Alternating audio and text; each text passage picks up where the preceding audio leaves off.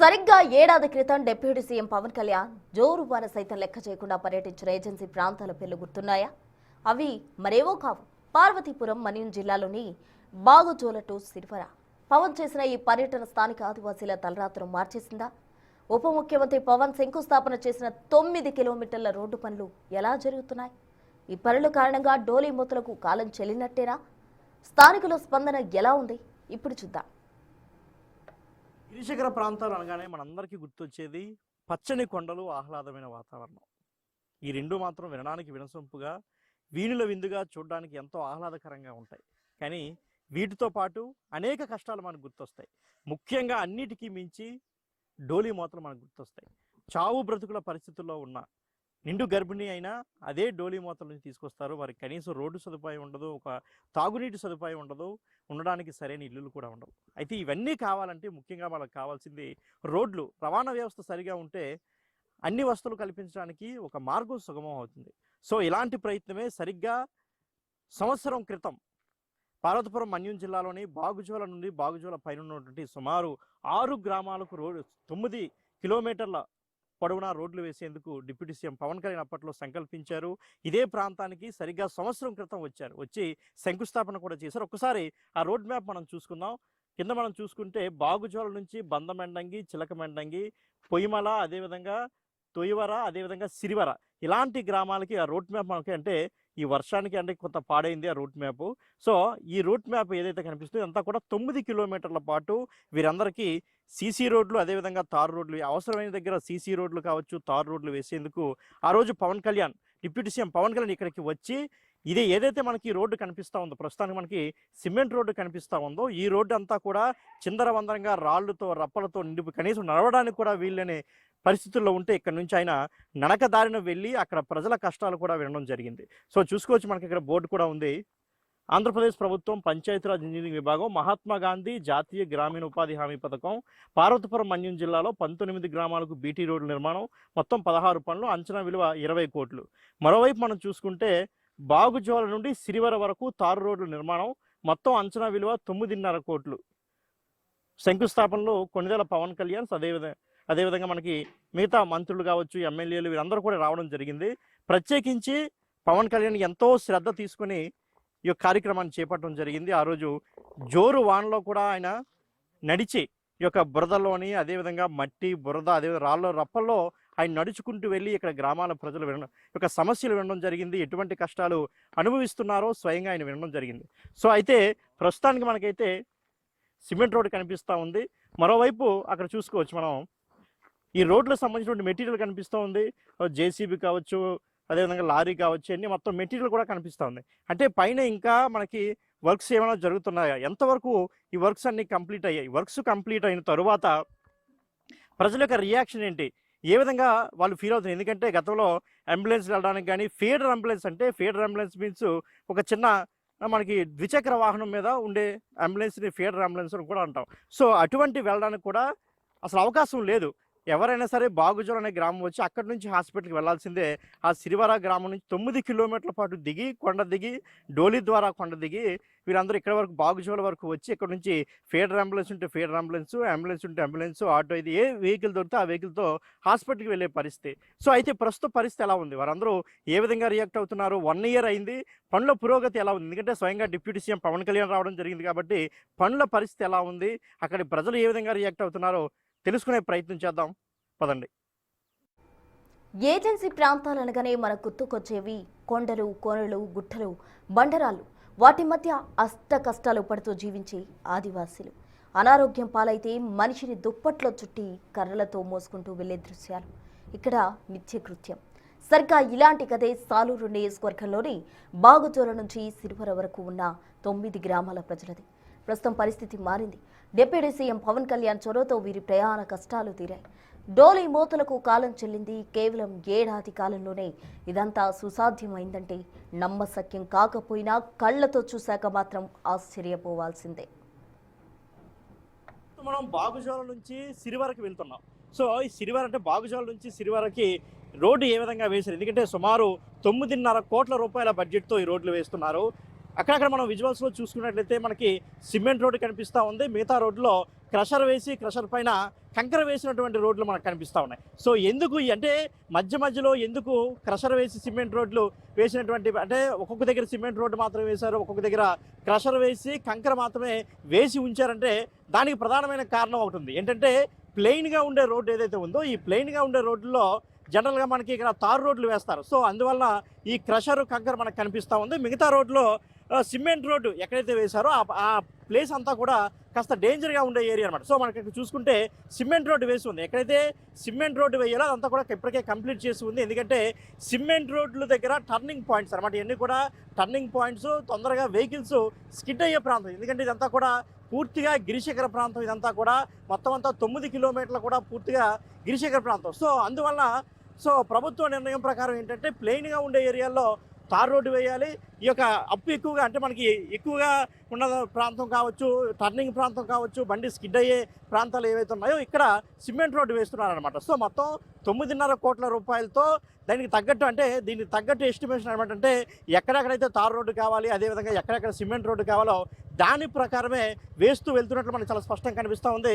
చూడొచ్చు ఒక్కొక్క దగ్గర అంటే ప్రస్తుతానికి కాస్త ఇబ్బందిగా ఉండొచ్చు. అంటే మనకి 2 వీలర్ కావచ్చు, ఆటో కావచ్చు, ఇలాంటి వెహికల్స్ వెళ్ళేటప్పుడు కాస్త ఇబ్బంది కనబడవచ్చు. కానీ పెద్ద వెహికల్స్కి మాత్రం ఈ కంకర వేసిన రోడ్డు కూడా ప్రస్తుతానికి బాగానే ఉంది. 108 అంబులెన్స్ కావచ్చు, ఇటువంటివి కూడా వెళ్ళడానికి ఈజీగా ఉంది. ప్రస్తుతానికి ఇంకా అంటే రోడ్డు పనులు కంటిన్యూ అవుతున్నాయి కాబట్టి అక్కడక్కడ కాస్త రోడ్డు పాడినట్టు కనిపిస్తుంది. దాన్ని కూడా కవర్ చేసే అవకాశం కూడా చాలా స్పష్టంగా మనకి తెలుస్తూ ఉంది. సో ఈ విధంగా అంటే ఎక్కడా కూడా ఇబ్బంది లేకుండా, రోడ్డు మార్గానికి ఇబ్బంది లేకుండా, బడ్జెట్ కేటాయించినటువంటి నిధులకు కూడా ఇబ్బంది లేకుండా ప్రస్తుతానికి ప్రభుత్వం రోడ్లు వేస్తున్నట్టు మనకు తెలుస్తూ ఉంది. తమకు రోడ్లు వస్తాయని కలలో కూడా ఊహించలేదంటున్నారు స్థానిక ఆదివాసీలు. సుమారు 9 కిలోమీటర్ల మేర పొడవైన రోడ్డు వస్తుందంటే ఇవన్నీ తాము కాకమ్మ కదలే అనుకున్నామంటున్నారు వీరు. తీరా తమ జీవిత కాలపు కళ నిజమయ్యాక వీరి ఆనందానికి అవధులు లేకుండా పోయాయి. శంకుస్థాపన చేసిన పవన్ కళ్యాణ్ మళ్లీ వచ్చి ఈ రోడ్ల ప్రారంభోత్సవం చేయాలని సహృదయంతో వీరు ఆహ్వానిస్తున్నారు. ప్రస్తుతానికి మనకి రోడ్ల నిర్మాణం జరుగుతూ ఉంది.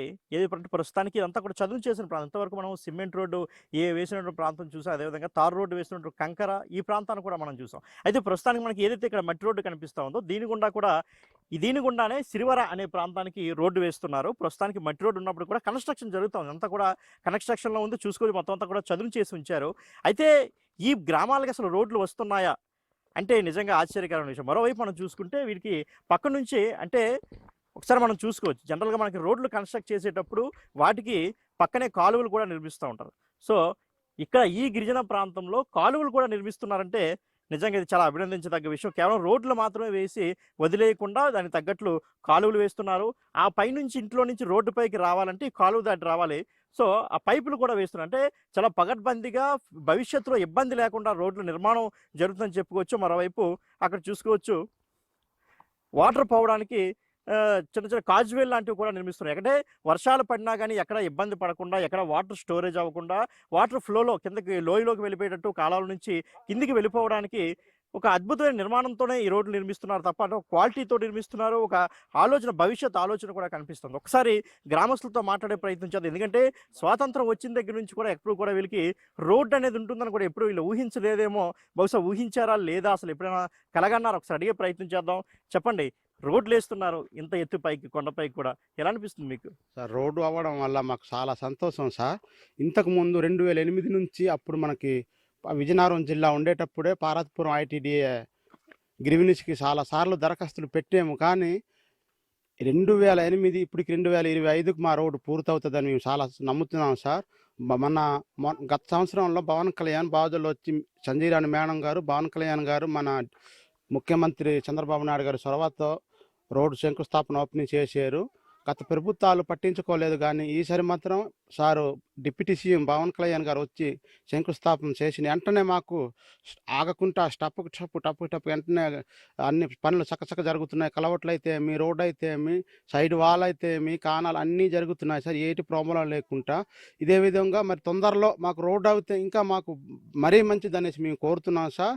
ఎందుకంటే మాకు జ్వరాలు వచ్చినా, జబ్బులు వచ్చినా కొంచెం అంబులెన్స్ రావడానికి లేదా సొంత వెహికల్ తీసుకెళ్ళడానికి పార్వతీపురం ఏరియా ఆసుపత్రిలో కానీ, సంబర పిహెచ్లో కానీ, ఎక్కడ కానీ ఏ ఆసుపత్రికి జాయిన్ చేసినా ఇప్పుడు మనకి సొంత వెహికల్స్ ఉన్నాయి, లేదా కొమాండర్లు, టక్కర్లు, బలోర్లు ఇవి ఉన్నాయి. కాబట్టి మాకు ఏ ఆసుపత్రికైనా డోలిమూతలు తగ్గాయి సార్. ఇప్పుడు ఇంతకు ముందు అయితే గర్భిణులు అవనివ్వండి, డోలిమూతలు అవనివ్వండి, చిన్నపిల్లలు అవనివ్వండి, పెద్ద పిల్లలు అవనివ్వండి, డోలిమూతల్లో చాలామంది మధ్యతోవలో చనిపోవడం జరిగింది. మా గిరిజనులు తెలియక భయంకి చెప్పడం కూడా చాలామందికి చెప్పలేదు. అలాగ తిరిగి ఆ శవాన్ని ఊరిలోకి తెచ్చి సమాధం చేయడం జరిగింది సార్ ఇంతకుముందు అయితే. ఇప్పుడైతే చాలా హ్యాపీగా ఉంది మా ప్రజలందరికీ. బాజల్ టు చిలకమండెంగి, బందమండెంగి, తాడిపుట్టు, సిరివార, డోహివార ఈ గ్రామాల ప్రజలందరూ మన పవన్ కళ్యాణ్ సార్కి ధన్యవాదాలు తెలుపుతున్నారు. అదేవిధంగా మనకి వర్షాకాలం వేసవిలోన మాకు వాటర్ ప్రాబ్లం సార్, అది కూడా కొంచెం చూడాలి. తర్వాత నెక్స్ట్ ఇప్పుడు మీరు వీడియోలో చూసుంటారు, మాకు సీసీ రోడ్లు లేవు, డ్రైనేజీలు లేవు, స్కూల్ బిల్డింగ్ లేదు, అంగన్వాడీ బిల్డింగ్ లేవు సార్. ఇవన్నీ మాకు ఈ కూటమి ప్రభుత్వం ఉన్నప్పుడే మాకు సదుపాయాలు కల్పిస్తారని మా పవన్ కళ్యాణ్ సార్కి, సంజయ్ రాణి మేడం గారికి, అక్కడ చంద్రబాబు నాయుడు, లోకేష్ సార్కి వీళ్ళందరికీ నమస్కారం చెప్తూ అందరి తరపున నేను నమస్కారం చేస్తున్నాను సార్. అయితే మీరు ఎప్పుడైనా కలగన్నారా మీ ఊరికి రోడ్డు వస్తుంది, ఎంత పైకి వస్తుందని? 2008 నుంచి తిరిగాం సార్. తర్వాత వైసీపీ ప్రభుత్వం వచ్చింది, అక్కడ నుంచి ఆగిపోయింది. మళ్ళీ టీడీపీ వచ్చింది, మళ్ళీ ఓకే అయింది. అంటే ముఖ్యంగా ఎక్కువగా వర్షాలు పడేట వర్షాకాలంలో ఏ విధంగా ఉండేది పరిస్థితి రోడ్లు లేక? వర్షాకాలం అయితే టీచర్లు అవనివ్వండి, అధికారులు అవనివ్వండి, ఎవరైనా రావడానికి వచ్చేవారు కిందకి వెళ్ళడానికి మాత్రం చాలా ఘోరంగా పడేది. ఎందుకంటే రాళ్ళు జారిపోవడం, బళ్ళ మీద పడిపోవడం, చాలా మంది కాళ్ళు ఇరిగిపోవడం, బైకులు పోవడం. ఈ అధికారులు కూడా చాలా కష్టపడి నానా తంట్లు పడి ఎక్కేవారు సార్. కానీ ఫలితం దక్కలేదు, రోడ్డు అవ్వలేదు ఆ టైంలో. అందుకు సో ఇప్పుడు ప్రస్తుతానికి ఎవరైనా వెహికల్స్ కొనుక్కొని వెహికల్స్ లో వెళ్ళడం కానీ మనకి ట్రాన్స్పోర్టేషన్ పనికి వస్తుందా ఈ రోడ్డు బాగా? ఇప్పుడు చాలా ఉపయోగిస్తుంది సార్. ప్రతి ఊరికి టక్కరు, ప్రతి ఊరికి బొల్లోర్లు, బైకలు, జబ్బులు, జ్వరాలు వచ్చిన వెంటనే ఆసుపత్రికి తరలించేస్తున్నాం సార్ ఇప్పుడు. అంత బాగుంది సార్. కాకపోతే వేసే టైంలో మాకు నీరు ప్రాబ్లం సార్ కొంచెం. అది కూడా రోడ్ అయిన వెంటనే అది త్వరలోనే రిగ్బోర్ వేసి ఇంటింటికి చేపిస్తారని, రోడ్డు పూర్తి అయ్యేదాకా మనకు పవన్ కళ్యాణ్ డిప్యూటీ సీఎం గారు మన రోడ్డు శంకుస్థాపన చేస్తారని మేము అందరి తరపున కోరుతున్నాం సార్. అంటే హామీ ఇచ్చారు, ఆయన మీ దగ్గరకు వచ్చారు, నడుచుకుంటూ వచ్చారు, బురదలో కూడా ఆయన కూడా వర్షంలోనే వచ్చారు. సో ఎలాంటి టైంలోనే వచ్చారు. సో ఎంత కష్టపడి ఆయన వచ్చిన తర్వాత సంవత్సరంలోనే మొత్తం ఇంత పెద్ద రోడ్డు పూర్తవుతుంది అనుకున్నారా మీరు? సార్ మేము అంతే ఊహించలేదు సార్, ఇది ఎప్పుడు కావదో ఇన్న కష్టపడి తిరుగుతున్న మా ఫలితం దక్కలేదు అనేసి. అందుకని ఎప్పుడైతే శంకుస్థాపన చేశారో వెంటనే ఊహించని తీరులో మాకు అందించారు సార్. టకటక వర్కులు అవుతున్నాయి, ఏం ప్రాబ్లం లేదు, అంతా బాగానే ఉంది.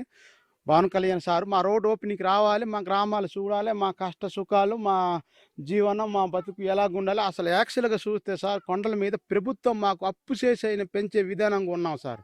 ఇప్పుడు తింటే రేపు తింటే సాయంత్రం, ఉదయం తింటే మధ్యాహ్నం కీట పరిస్థితిలో ఉన్నాం. అందుకని కొంచెం అదేవిధంగా శంకుస్థాపనకి ఎలాగైతే బావజలు వచ్చాడో అలాగే మళ్ళీ అక్కడ నుంచి శంకుస్థాపన చేసి చిలకమండంగి సిరివర వరకు మా గిరిజన గ్రామాలు చూడాలని, మా ప్రజల్ని చూడాలని మేము నెరవేరుకుంటున్నాం సార్. తర్వాత దుప్పెట్లు కూడా ఇచ్చారు సార్, అవి చాలా సంతోషం. శీతాకాలంలో బాగా పని చేస్తున్నాయి సార్, మంచి దీనికి ఉన్నాయి సార్. కాస్ట్లు దుప్పెట్లు కూడా బాగానే ఉన్నాయి సార్కి. మేము ఎన్నో వేల అసలు మేము మాట్లాడాలనే దీంట్లో మాకు హెల్ప్ చేశారు సార్.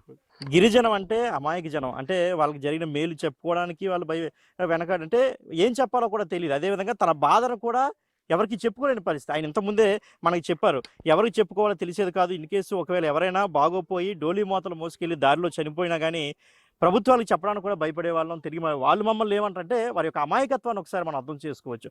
అదేవిధంగా ఇక్కడికి మనకి ఏంటంటే రోడ్లు వేసిన తర్వాత కాస్త త్రాగునీరు అవకాశం కల్పించాలి. ఎందుకంటే త్రాగునీరు చాలా ఇబ్బంది పడుతున్నారు. అనేక గిరిజన గ్రామాలు ఇప్పటికే బిగ్ టీవీ చాలా ఎక్స్క్లూజివ్గా చూపించింది. చాలామంది పైపులు పెట్టి డ్రిప్ ఇరిగేషన్ ద్వారా ఏ విధంగా తెచ్చుకుంటున్నారో, అదేవిధంగా మనకి మోటార్లు పెట్టి వాళ్ళే సొంత డబ్బులతో ఏ విధంగా వాటర్ తన గ్రామాలకి త్రాగడానికి రప్పించుకుంటున్నారో మనం చూసాం. అంటే ఇటువంటి సిచ్యువేషన్స్ ఎన్నో చూసాం. సో ఇలాంటి రోడ్డు వేస్తున్నారు కాబట్టి త్రాగడానికి కూడా నీరు ఇవ్వాలి.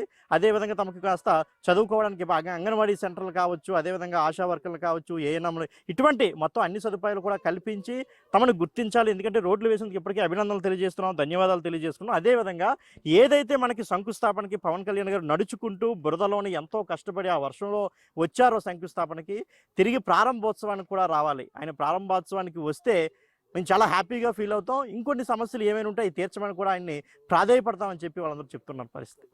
కెమెరామెన్ హరీష్తో శివశంకర్, బిగ్ టీవీ, పార్వతీపురం, మన్యం జిల్లా నుంచి. మరోవైపు తమ గ్రామాలకు రోడ్లతో పాటు స్కూళ్లు, అంగన్వాడీ కేంద్రాలు నిర్మించాలని కోరుతున్నారు. స్కూళ్లు, భవనాలు లేక తమ పిల్లలు చెట్ల కింద చదువుకుంటున్నారని ఆవేదన వ్యక్తం చేస్తున్నారు. రోడ్లతో పాటు మౌలిక సదుపాయాలు కల్పించాలని వేడుకుంటున్నారు. మా గ్రామానికి ఎన్నో ఏళ్ళుగా 1981 నుంచి అప్పుడు ఈ స్కూల్ పెట్టారండి. అప్పటి నుంచి ఇప్పటి వరకు ఈ స్కూల్ అయితే లేదండి. 25 మంది స్టూడెంట్ ఉన్నారండి. చక్కగా చదువుకుంటున్నారు. టీచర్ కూడా వస్తున్నారండి. కాకపోతే ఒక టీచర్ వల్ల మాకు ఇబ్బంది అవుతుంది. 25 మందికి చెప్పాలంటే చెట్టు కింద బడి అండి. చింత చెట్టు కింద పైన ఉంది.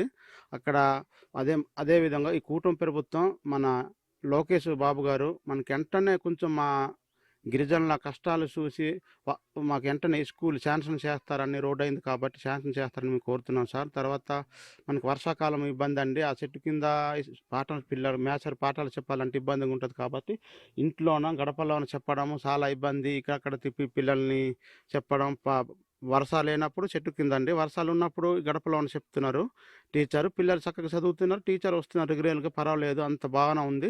కాకపోతే మాకు ఒక్క బిల్డింగ్ లేదు సార్. అది కూడా త్వరలోన మీరు వెంటనే లోకేష్ బాబు గారి దృష్టికి వెళ్ళి ఈ వీరి అంతా లోకేష్ బాబు దృష్టిలోకి వెళ్ళాలి. లోకేష్ బాబు గారు వెంటనే మాకు పొందించాలని స్కూల్ బిల్డింగ్ ఇప్పిస్తారని కోరుతున్నాం. బాగుచోరు నుంచి సిరివర వరకు ప్రయాణిస్తే నిజంగా మనం మన్యం జిల్లాలోనే ఉన్నామా అన్న ఆశ్చర్యానికి లోను కాక తప్పదు. కొండపైకి వెళ్తున్న కొద్దీ ఇక్కడ ప్రకృతి అందాలు మనల్ని కట్టిపడేస్తాయి. అక్కడ ప్రజలకు నాగరికత తెలియకపోయినా టూరిస్టు కాటేజీలను తలపించే ఆ ఇళ్ల నిర్మాణాలు చూస్తే మంత్రముగ్ధులు కావాల్సిందే ఎవరైనా. కొండ ఒట్టిన ఒడుపుగా నిర్మించుకున్న ఈ గృహాలు చూపరులను కనువిందు చేస్తాయి. అయితే ఎందుకు ఈ యొక్క మన్యం జిల్లా ఏదైతే పార్వతీపురం మన్యం జిల్లా కావచ్చు, అల్లూరు సీతారామరాజు జిల్లా కావచ్చు, ఈ జిల్లాల్లో ఎక్కువగా పర్యాటకాన్ని అభివృద్ధి చేసి సినిమా షూటింగ్లు కావచ్చు, సీరియల్ షూటింగ్స్ కావచ్చు, మంచి మంచి కార్యక్రమాలు ఏర్పాటు చేయాలి అనేటటువంటి ఆలోచన పవన్ కళ్యాణ్ ఎందుకు చెప్పారు అంటే, ఆయన ఒక సినీ నటుడు మాత్రమే కాదు, ఒక రాజకీయ నాయకుడిగా ఎందుకు ఆయన చెప్పాడంటే, ఒకసారి మనం చూసుకోవచ్చు ఈ సీనరీస్ అన్నీ కూడా ఎంత అత్యద్భుతంగా ఉన్నాయో ఒకసారి మనం చూసుకుంటే నిజంగా కళ్ళు ఆర్పకుండా చూసేటటువంటి ప్రకృతి అందాలు ఈ యొక్క మన్యం జిల్లా కావచ్చు, అల్లూరు సీతారామరాజు జిల్లా యొక్క ప్రాంతాల యొక్క సొంతం అని చెప్పుకోవచ్చు. అది కేవలం వీరికి మాత్రమే సొంతంగా మనకి కనిపిస్తూ ఉన్నాయి. చూసుకోవచ్చు ఏదైతే మనకి వీరి యొక్క వ్యవసాయ విధానం కూడా పోడు వ్యవసాయం చేస్తూ ఉంటారు జనరల్గా గిరిజనులు.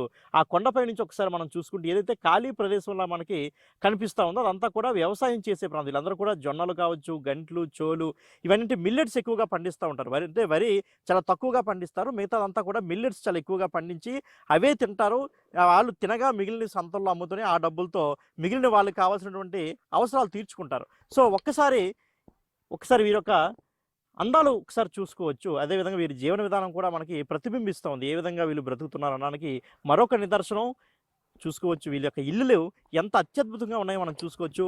ఏదైతే ఒక అరకు లాంటి ప్రాంతాల్లో, ఒక అనంతగిరి లాంటి ప్రాంతాల్లో మనకి కాటేజెస్ కనిపిస్తాయి, ప్రభుత్వం యొక్క కాటేజెస్ కనిపిస్తాయి. కానీ వాటికంటే ఎంత అత్యద్భుతంగా, ఎంతో అందంగా మనకు కనిపిస్తున్నాయి. ఒకసారి చూడండి, నిజంగా ఇటువంటి కాటేజెస్ మనం ఊటీ కావచ్చు, అదేవిధంగా కేరళ కావచ్చు, అటువంటి ప్రాంతాల్లో మనం చూస్తాం. కానీ మన రాష్ట్రంలోనే మన మన్యం జిల్లా ప్రాంతంలో ఎంత అద్భుతమైన కట్టడాలు అంటే ఇల్లులో చూసుకోండి. ఇవన్నీ అంటే అఫ్కోర్స్ కొంత డెలిగేట్గా ఉండొచ్చు ఇల్లులు, కానీ వాళ్ళు కట్టే విధానం కావచ్చు, వాళ్ళ ప్లానింగ్ కావచ్చు, చూడడానికి ఎంత అబ్బురపరుస్తున్నాయి చూసి. ఇవన్నీ కూడా పెంకుటిల్లు, మట్టితో కట్టినటువంటి గోడలు, వీళ్ళు నివసించడానికి కట్టుకున్నటువంటి ఇవన్నీ కూడా రేకులతోనే కట్టుకున్నాను. ఎక్కడెక్కడ మనకి ఇలాంటి చిన్న చిన్న స్లాబ్ ఇల్లు చాలా రేర్గా మనకు కనిపిస్తాయి, ఎక్కడో నూటికో కోటికి అన్నట్టు కనిపిస్తూ ఉంటాయి. చూసుకోవచ్చు ఎంత అద్భుతంగా వీళ్ళ యొక్క కన్స్ట్రక్షన్ చూసుకోవచ్చు. ఒక్కొక్క స్టెప్ బై స్టెప్, ఒక ఇల్లు మళ్ళీ ఇంకొక స్టెప్లో ఇంకొక ఇల్లు, ఇంకొక అంటే పోడు వ్యవసాయం ఏ విధంగా ఉంటుందో వీళ్ళు ఇల్లులు నిర్మించే విధానం కూడా సేమ్ యాజ్ ఇట్ ఈజ్గా ఉందని మనం చెప్పుకోవచ్చు. ఒకసారి మరొక వైపు మనం చూసుకుంటే వీళ్ళు పండించినటువంటి పంటను మనం చూసుకోవచ్చు. ఇదంతా కూడా చోడి పంట అనమాట. సో మనం చోళ్ళు ఇప్పుడు మనకి చోళ్ళతోనే మనం అంబలు తాగొచ్చు, జావ చేసుకుంటాం, ఎంతో ఆరోగ్యం అనమాట. సో మనుషులు కూడా చాలా తేలిగ్గా ఉంటారు. ఇప్పుడు రీసెంట్గా మనకి ఇటువంటి తినమని డాక్టర్లు కావచ్చు, వైద్య నిపుణులు కూడా చెప్తున్నటువంటిది. మరోవైపు వడ్లు కూడా కావచ్చు. సో ఇవి అంటే మొత్తం మనకి వడ్లు కావచ్చు, గంట్లు, చోళ్ళు, ఇవన్నీ కూడా మిల్లెట్స్ కూడా వీళ్ళు పండిస్తూ ఉంటారు.